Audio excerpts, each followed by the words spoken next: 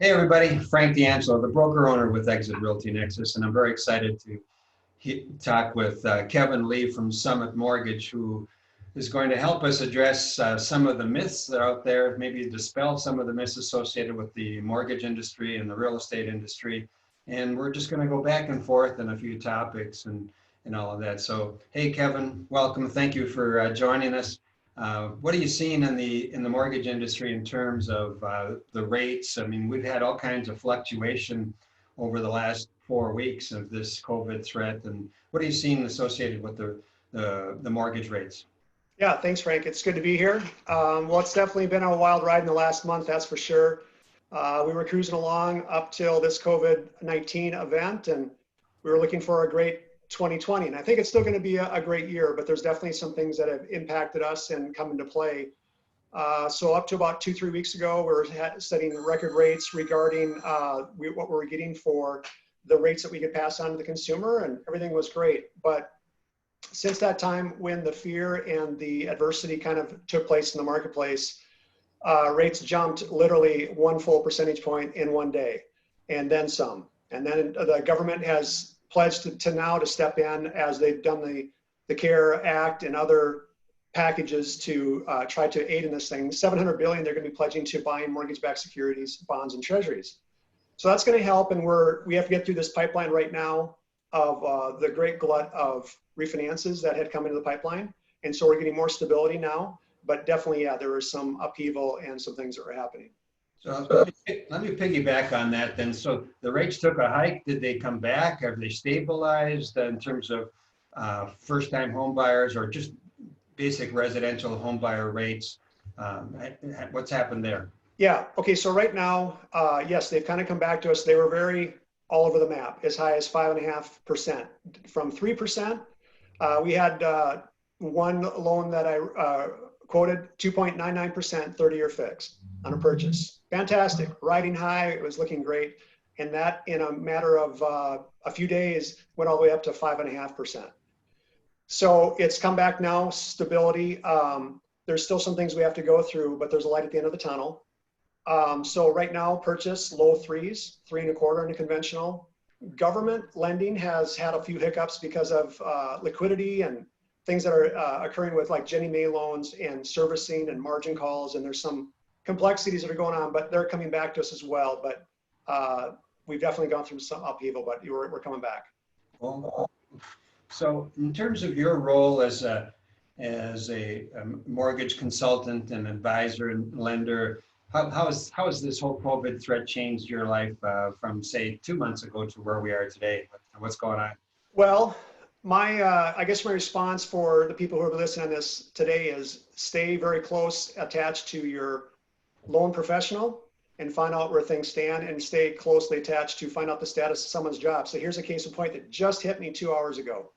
So we had some further scrutiny about someone's job, the validity, or not the validity, but the sustainability of, are they going to be furloughed, are they going to be laid off? And as of yesterday, yep, everything was all good. So I checked with my underwriting manager, got the thumbs up, we're all good.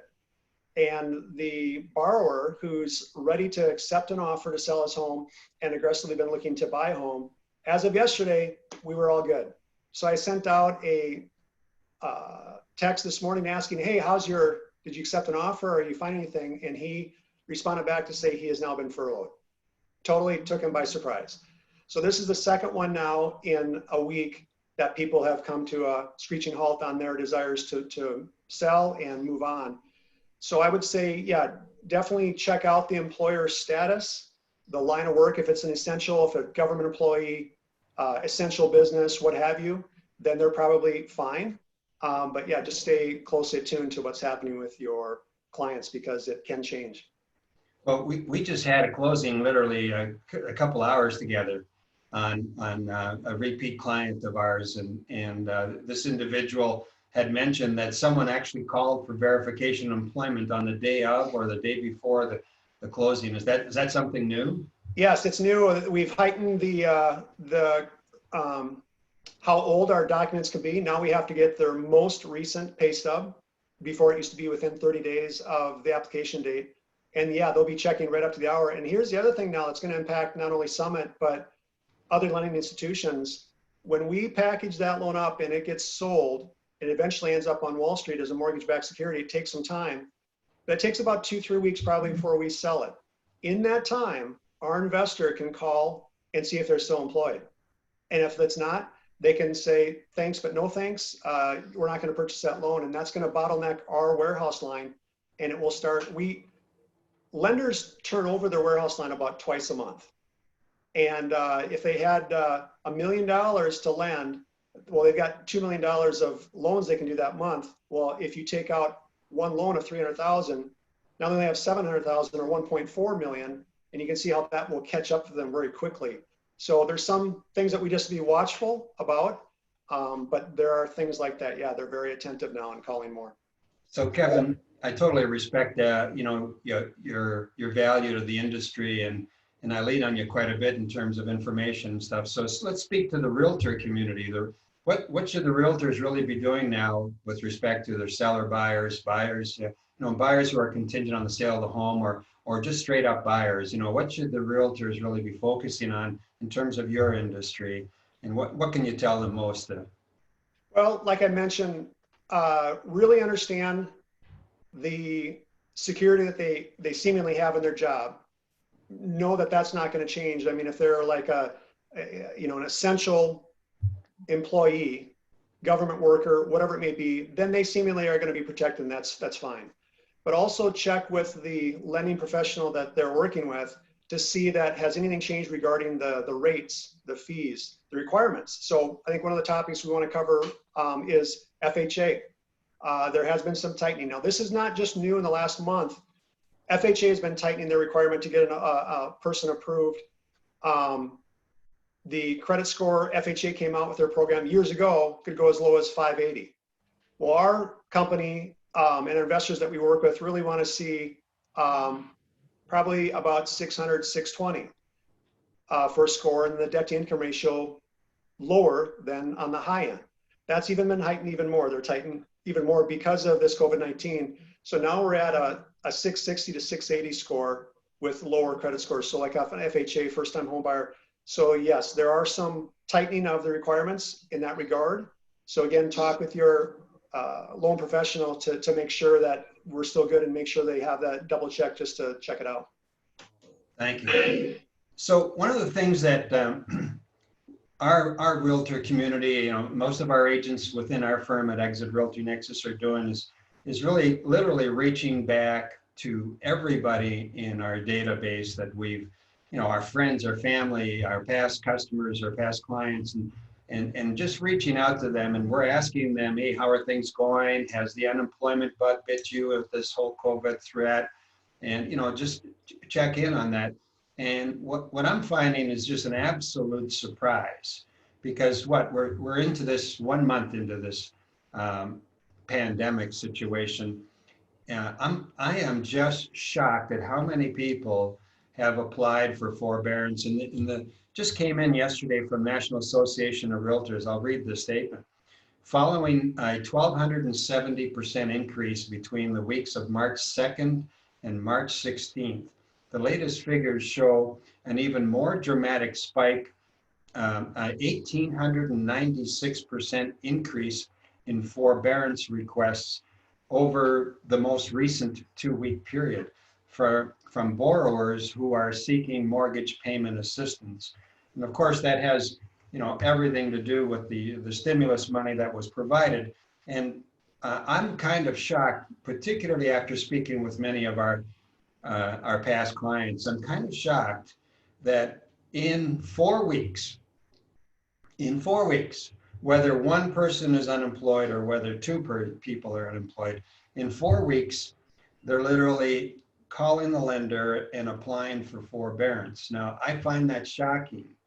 And then I start to dig a little deeper when I start asking questions, and it seems like the consumer is thinking they're applying for some free money. In fact, one of them said, well, isn't that like forgiveness? Forbearance is not forgiveness. So let's shed some light on this, because so many people have applied for it and really not understanding some of the ramifications. They're just assuming that they can postpone these next 3 months or 4 months of mortgage payments and just tack it on the back end of the mortgage. And obviously after looking at some of the paperwork, that's not the case. Tell us a little more. Yeah, you're correct.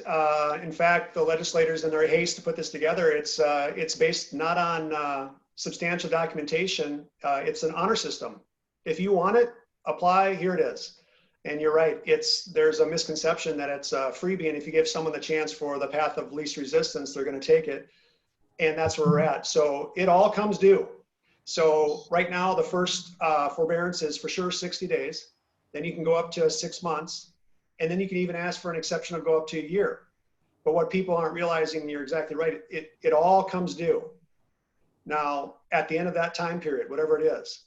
So of course, if there's someone that's really in some hardship, how are they going to make 3 payments that are due in 60 days, for instance, or 4, 5, 6 payments? It's not going to happen. So the second option that the lender, and that's where they have to go to the lender at that point and talk, there's a repayment plan. But the lenders are no obligation or statute to say it's going to be an extra $100 a month. They could say, yep, you owe us 10 grand. It's going to be $1,000 extra per month. And that's going to still be a hardship. And it's going to have a ripple effect. And there's going to be millions of people that are going to take advantage of this. And then there's going to be an moment if they don't have this plan or discussion in place. The third option, which again is at the lender discretion, is they could be given the ability to tack it on to the loan, could skip maybe that 3 months, what have you, but that's not a guarantee and not an assurance. So right. I'm about to say there won't be any late fees, there won't be any credit being harmed, but then when the clock says go, it all comes alive, and there's going to be some people harmed in their credit. So when they do want to come and sell, their credit maybe won't be at the standard that it was, or there's going to be some slowdown as to their ability to their equity that they have in them could be jeopardized because they could have foreclosure. Right. Well, cool. I'm going to just share it with you because every time I do have a conversation with one of my past clients and they're thinking about it, I've asked them to address, the situation if they absolutely need it. And if they can make the payment, I'm suggesting they make the payment. But if they feel they are not going to be able to make the next month's payment, then we're advising them to make the phone call and let them know that they're unemployed, and they will go on the honor system, and then they'll send them some information associated with the forbearance. And so this is very typical. This is from one of the lenders, and we've got Wells Fargo, US Bank, I've got Flagstar Bank here. So they all seem to provide those 3 options that you just addressed. And so I'm just going to go over what a typical layperson thinks about, because one of my past clients said here, so a forbearance plan is a temporary solution, and the suspension of your payments during the forbearance period will make your loan past due. If at any point during the forbearance period you are able to make payments, you should do so. At the end of your forbearance period, or any time before the end of your forbearance period, you have 3 options to resolve the past due amounts. And of course, they look immediately at options. So here's option 1 in this particular case. Bring your loan current by paying all past due amounts, including those not paid during the forbearance period. So what that means for me in this situation, if they were to choose, they have to choose an option here. They choose one of the options. So if they choose option 1, correct me if I'm wrong, does that not mean that the 3 payments that they missed for the 90 days are due plus the 4th payment on day 91? Is that not the case? Yeah. Yeah, so there's going to be, I've had multiple instances where people have missed, let's say they had DirecTV, and they somehow it got mixed up that they didn't get the box back, or they moved and they didn't get the notice. The box was returned, but the company didn't realize it and give them credit. Just that one little collection will lower their credit score by 100 points. Having a late fee, something go 30 days past due, it harms them greatly. So I would say you're exactly right. It's going to be all due. And the one thing that you should protect on your credit the most, other things can go by the wayside or are more forgivable. Be late on your auto loan, be late on your credit card or something else. Now, it's still not going to be a good result, but your home would be probably the one you probably want to protect the most. So let me go to option 2. Contact us to set up a repayment plan. I think you addressed that. A repayment plan that adds a portion of the past due amounts to your regular monthly payment until your account is current. So tell Well, me here's more. the catch in this. Can I add 10 or 15 bucks to my mortgage payment on day 91? Well, here's the thing. The government can come out with a statute, a guideline, a rule, but the lender doesn't have to abide by it. For instance, like their program might have said FHA allows 580 score, but the lender says, no, we're not going to go that deep. So in this instance, there's no money coming directly to the lender that says, oh, by the way, we're going to subsidize, we're going to help the borrower make those payments. So we don't know what that repayment plan will be. And I don't see them being too overly generous and say, yeah, an extra 50 bucks a month for the next 30 years. That's where it's going to be potentially, yeah, there's going to be a slamming door. It's going to be potentially a big result and some huge detrimental effects on their credit score. Well, thank you. So let's look at option 3, because I believe everybody thinks this is what forbearance is all about, and everybody thinks this is it. But here's what it says from this particular bank. It says, option 3, apply for more permanent loss mitigation solution by submitting an application found at flagstar.com hardship. Well, and then in the other bank, option 3 was to apply for having the mortgage payments tacked on the back end without any other penalties associated with it, but they have to apply. Can you address that? Yeah, I don't know what the interpretation will be. It'll be up to each lender, but I would hope that if there's millions of households that are in this boat, I would think as an industry, those lenders would say, wow, let's not have another 2008.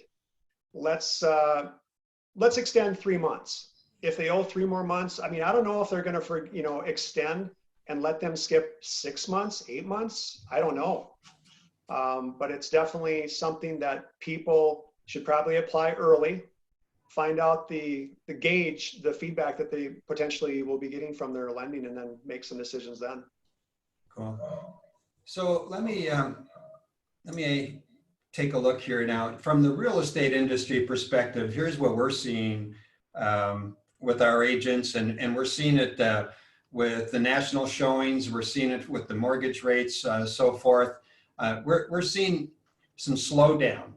And the general consensus in terms of the slowdown is mostly slowing down from sellers stepping into the market, wondering what's going to go on with this situation. So just recently, in the last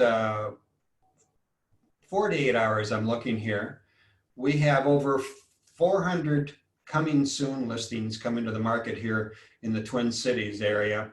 And we have 2,245 new listings on the market. Pending transactions have actually gone up significantly, which is kind of great news, very optimistic. But at the end of the day, we've hit yet another record low in inventory. So the supply and demand is still way out of whack. The buyers are just chomping at the bit to buy. They do want to buy. The sellers are being a bit hesitant. That's kind of what we're seeing here. And I'm sure that with all your other realtor partners that you have that are utilizing your services over at Summit, Kevin, is that the same thing that you're hearing about from there? Yeah, absolutely. So I just followed up on a person who wanted to build, was looking to sell his home, was having some problems getting it sold, but he just said, yep, I'm going to pull the plug on the idea. I'm going to hunker down. I had another one yesterday, same thing. They were looking to sell, but he's concerned about his job. So 2 things, there are going to be some slowdown there, but yeah, the people who are selling, there will be a nice demand. The government will be there. The rates, regardless, traditionally, when things got kind of dicey in the economy and the stock market, the government was right there to supplement and help keep those rates low. That was still going to be there. It just got a little wacky with the fear and the liquidity issues that we're still kind of dealing with. But in the last month, it kind of started, getting very abrupt or erratic. But the listings that are going to be there are still going to be a lot of demand for those. The rates will still be good. But yeah, there will be some slowdowns that I'm seeing as well. Yeah, several of our new construction agents that are dealing with a variety of builders are saying that some people are pulling the plug for reasons of unemployment. Obviously, they're pulling the plug on it, and they're dealing with loss of earnest money and all of that. But we're also seeing some of the high-end markets becoming a problem, particularly in two areas. One being the cash buyers in the luxury market, and I mean luxury market in the higher end, and not just at the 500,000, but in the million, 2 million plus ranges. So the cash buyers have obviously, many of them have taken a pretty big hit in the stock market because many of the cash buyers in the luxury market have been impacted by the stock market. So I do see the luxury market being impacted, but let's address the jumbo loans for those that are in the luxury market there, because we're also seeing some of those builds being challenged there. What are you hearing in the jumbo loan department? Well, where it's affected us, we're a lender. We underwrite, fund, and close all of our deals, so we control the whole transaction. But we have investors, and those investors are commonplace names like Wells Fargo, U.S. Bank, Chase, and other institutions that you wouldn't recognize on the street. But we were notified by Wells Fargo that they've stepped out of the jumbo arena as a correspondent lender or to be an investor of us. They're no longer participating. Now, apparently there's still a player in the retail side, but that's something that we've seen and observed in that. Cool. Well, let's wrap this up with maybe let's go another 30 days, because we've only really talked about this past 30 days and wondering where you see your industry in the next 30 days going forward. Let me know.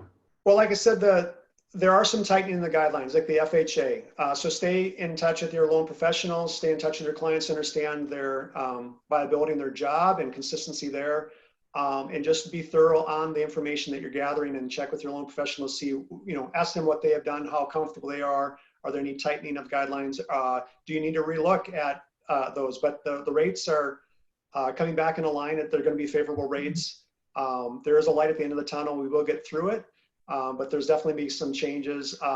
So let's say if things clear up and get a little bit better by this fall, maybe I would expect some people to feel a little bit more at ease. Stock market is coming back very nicely.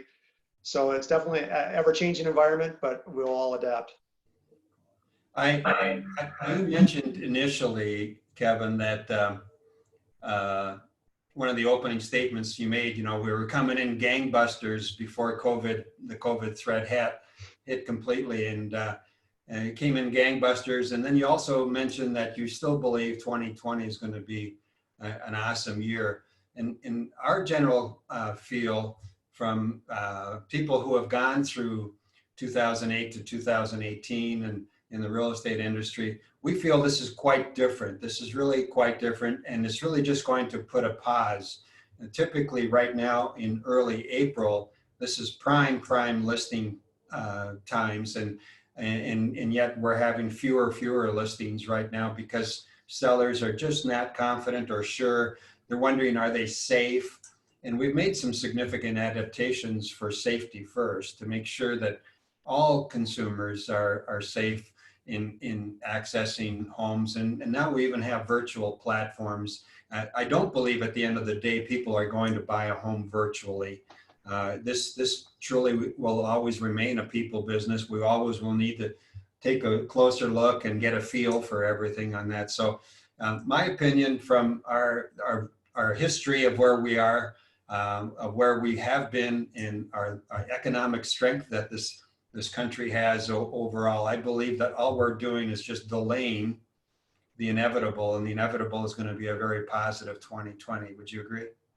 Yeah, we've got there's some fallout. There's going to be some quarterly reporting that aren't going to be as nice to hear. But when we look at the future, if we see a ray of hope, it's kind of baked into the stock market. They're already kind of looking for that light at the end of the tunnel right now. There's some plateauing on the curve.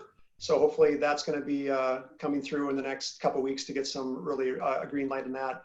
Yeah, it's going to be a good year. Yeah, there's going to be some pause. There's going to be some concern of people if they can just get some relief and some lifting of that fear. But just stay in touch with your loan professional. Just see how things are going with your client, and there'll be a good demand for those listings.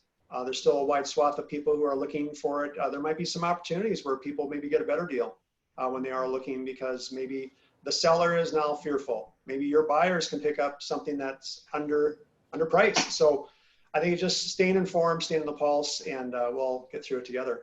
Wonderful.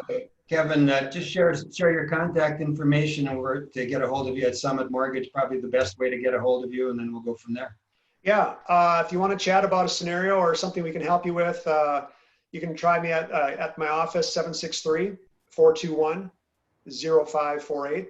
That rolls to my cell phone if I don't pick up. KevinLeeMortgage.com is my website. I'm always accessible, phone call away, and we'd love to help you. Appreciate that. Have a blessed day. You too. Thank you.